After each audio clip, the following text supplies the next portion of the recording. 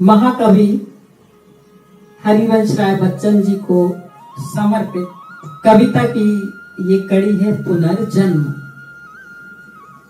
अब इसके बारे में आपको बताना चाहूंगी कि कवि ने कहा था कि मेरी आत्मकथा को पढ़कर आपको कैसा लगा, सफर कैसा रहा,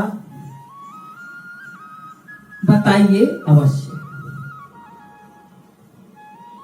तो उनके पास बहुत से पत्र आए और उन पत्रों में क्या क्या लिखा था वही उन्होंने बताया है। वैसे बताऊं आपको कि मैंने उनको पत्र नहीं लिखा, बस आत्मकथा पढ़ी और कुछ कुछ घटनाएं जो मुझे छू गई उनको मैं नोट करती जाती थी और उन पर कविताएं बनाती जाती थी। लेकिन कभी कभी को मैंने पत्र नहीं लिखा। उनके निधन पर कविताओं को मैंने छपवाया, टाइप करवाया और अमिताभ जी को प्रेषित की। पढ़कर जो भी रहा हो उनके मन में, उन्होंने मुझे बुलाया और मैं सपरिवार उनके जनक बंगले पर जाकर मिली और इस संबंध में चर्चाएं भी हुई। तो पुनर्जन्म कविता के लिए सुनिए।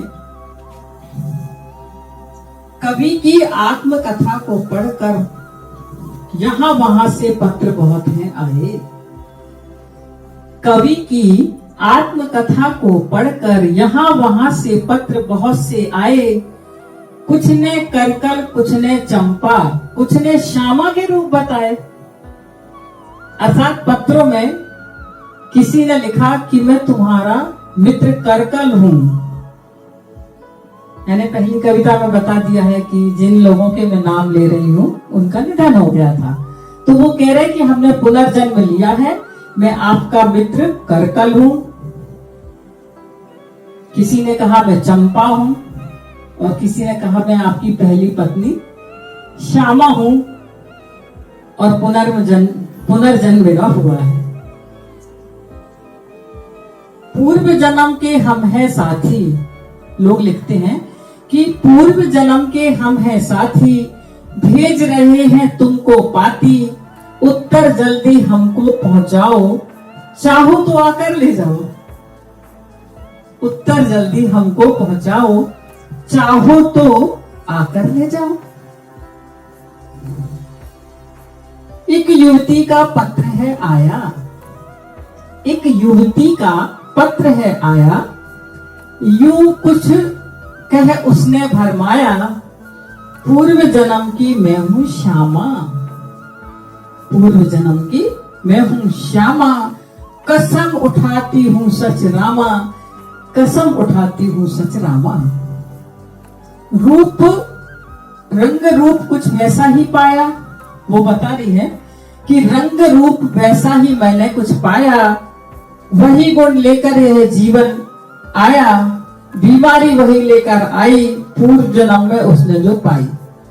अर्थात उस युवती ने यहां तक कहा कि जो बीमारी श्यामा जी को थी वो मुझे भी है और मैं ही आपकी श्यामा हूं।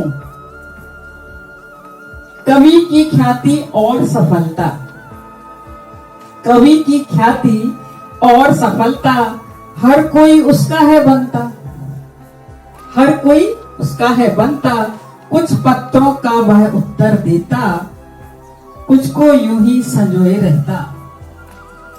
कुछ पत्रों का जहां उचित लगा होगा वो उन्होंने उत्तर दिए और कुछ पत्रों को यूं ही संजोकर रखा।